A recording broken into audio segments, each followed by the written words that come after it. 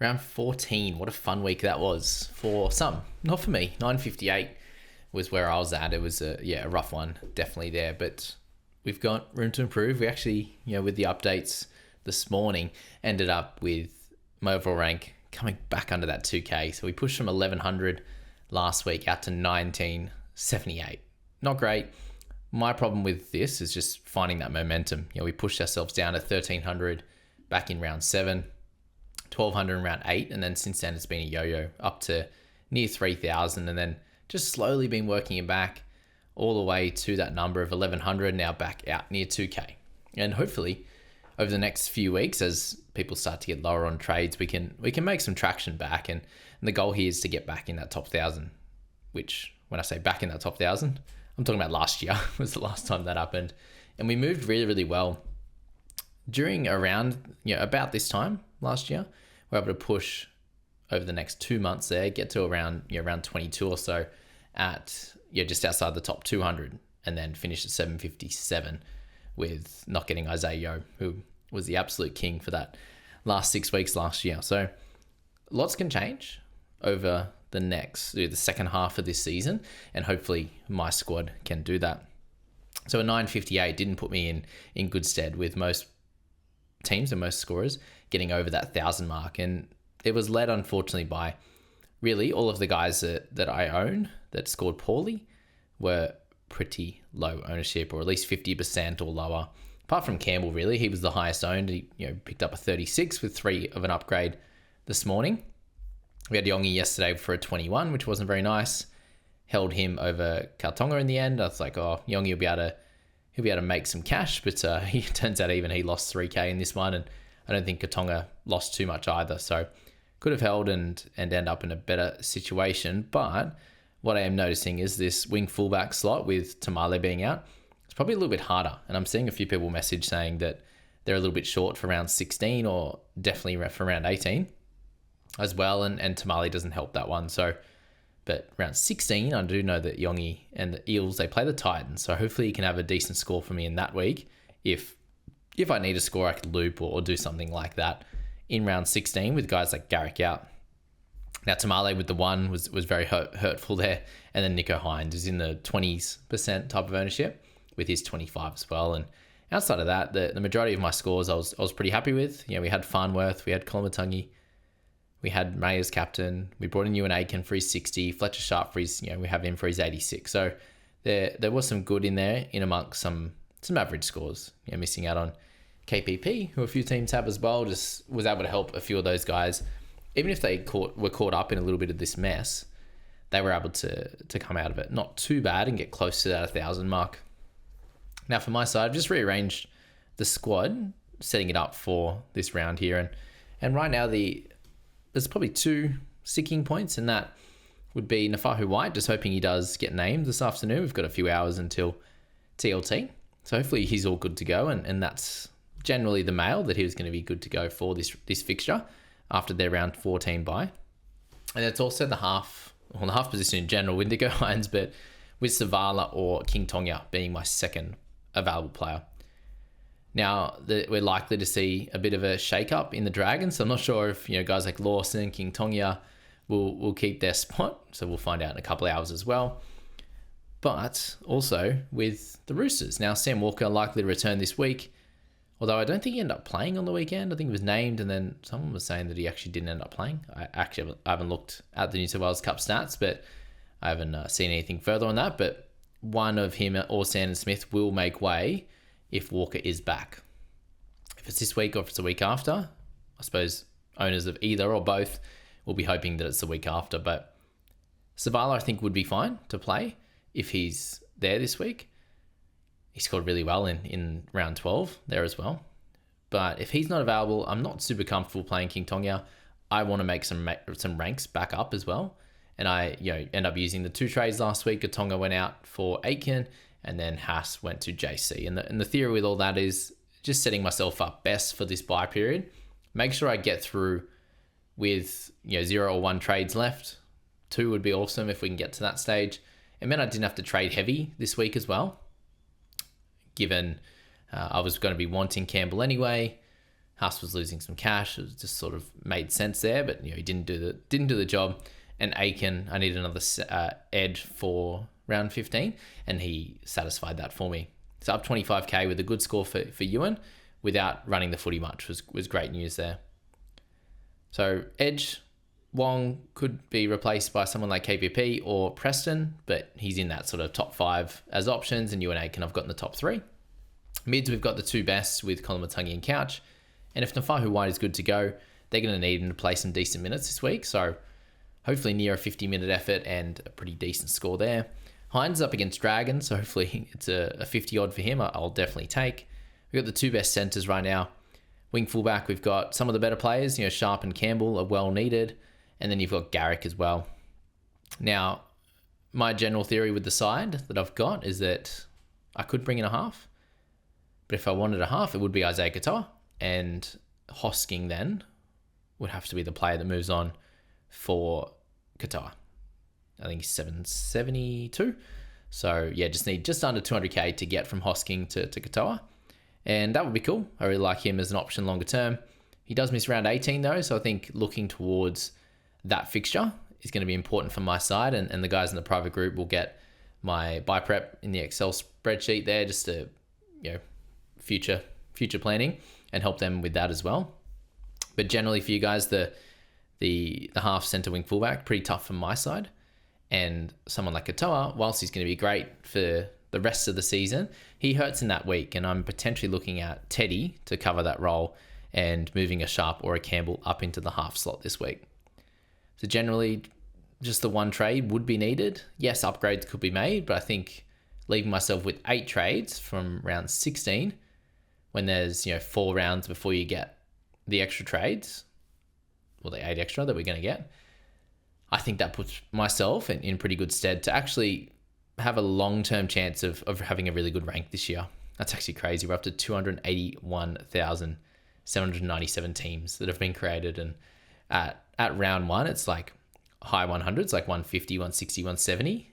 And so many teams get added from there. So when you're looking at squads that are actually still playing, it's probably 60 to 70,000. So if you're sitting in a spot related to that, then hopefully it's pretty decent. And if you're following my videos and the channel here, you generally should be going all right. If you're following the advice and the thoughts here, then you can keep moving up those ranks too. But there's nothing worse than unfortunately running out of trades in round 17, round 18, or round 19, and leaving yourself, coming into round 20 with just the 8 trades for a lot of weeks. That's 8 rounds for 8 trades, which isn't a lot. That part, not as bad as leaving yourself short to make or get a good team in round 18 and also round 19. Now, with 19, you can probably get away with it, but round 18, with it being probably the toughest week, I think, to get players on the park, if you're trying to hold trades. Now, if you've got trades available, then round 18 is not going to be a problem. Some positions aren't great, and we actually featured and touched on that last night. I jumped on partway through, 10 minutes or so through the Mitch and Matt video, so please go and check that one out. Actually, a bit lower on the views for some reason. The advice in there is, and the banter was actually, it was really fun, and they're a great listener each and every week. The way that they go back and forth, it's great to hear Mitch just chat by himself, but to have Matty on there as well, it's a really good discussion. So go and check that one out, the previous video to this one, to get a lot of your thoughts heading into round 15. And then had myself and Nikki come on Sunday night as well. So check those videos out as well, and podcasts. Make sure you do check out the podcast as well if that's easier for you. I make sure that the information is easily digestible via YouTube or also on the podcast. So now Tamale is going to be the one to go. It was going to be Yongi, and they're now almost the same price. So Tamale will go. One thing I did want to touch on with Nikki that we didn't get through was looking at the amount of cheapies in a side. And there's a few right now, like I'm in that spot where we've got the 1 cheapie in King Tonga in the early 300s. I'm starting to see some teams with 2, and definitely seeing teams with 3 guys that are, King Tonga is the most expensive, and then they've got like a Latu Fainu, and they're also got like a Nathan Lawson at the moment. There are going to be weeks where I think that can get you unstuck. There's going to be weeks where it definitely it becomes a problem for you. But other weeks, especially those round 16s and round 19s when you just need the 13 available, I don't think it's going to be a problem. So it's in between weeks, and then I think it's going to be round 20, round 21, these type of weeks there where you might have 2 and 3 out, plus you've got the 3 guys there that are fairly cheap. You're also running out of trades or lower on trades. You don't really want to make moves for singular weeks. That's where having the 3 cheapies that you're not really confident on, like they're like mid 20s to mid 30s guys at best, and can have low weeks as well. That's where it can be you can have a little bit of trouble. I do think that having 2 would be fine, and one that rarely plays, like they're a cash out that will play if there's an injury, and then one of those guys this could age very, very quickly, but if King Tonga keeps his spot in the side, then he'll be one of those guys that's going to score okay somewhat, and will be playing week to week. So we don't know if that's going to happen, but that type of situation I think is fine. Having 3 can give you some trouble, and having 1 could stop you from getting back to guys like Payne Haas, given I've sold them at the moment. So that's some of the information that I wanted to get out there as well. And we did mention in the Nikki chat just the 13 guys that you're going to want in your side. And I think Jazz Tavanga is one of the top guys with Damien Cook for this week in hooker. Mids, I've got most of them. I mentioned the guys you'd want, AFB, McInnes, that type of player. Edge, we spoke about at half. It's Isaiah Katoa, definitely. The guy that you're going to want. Nico Hines down 652 after 2 bad weeks. Centers are all good. Wing fullback, you can add Teddy, you can add Drinkwater to that list as well. And the question is going to be how you get there. Are you selling Origin guys? Are you selling these Eels that we've got, Riley Smiths, Katongas, Yongis, those types of players to get there? Do you have Tamale as an easy sell? Do you still have Rob Toya? These types of players there you can make decisions on. Tino, they're in that one. Because there's guys that are expensive. Karaz is a great option after a killer for a week there. 65 for him. Did take away 4 points somehow. Bo Fermor, what about him in the end? 703k, doesn't get picked in Origin, so he's a 54.5 average guy. That's really good as well. So yeah, thought that was really cool. We might actually see Trey Fuller this week too. Apparently he's back in action, which is so exciting. I love watching him play. Now let's look at the rankings. We see Thames up top there. Still did really well this week, 1,075. So poor Jakey boy had a great week there, 1,060, but wasn't able to make any ground up. And then you got Sam there has moved up to second with 1,113 to push up to second spot. So well done to those guys up top. Creating a little bit of separation now to fourth is 27 points behind with Jonathan, August in fifth, Kyle in sixth, Daniel, Ollie, Scott, and then my boy Andrew Phillips, Mr. Darkness in the Car. 1,000 for him, so not his best week, pushed back to 10th, but still a very, very good spot to be in, only 135 points behind. So that's fine. But all these guys in a spot there, good team value. They've pushed a little bit ahead of myself. Sam's at 14.73. Puts your team in a position of absolute power.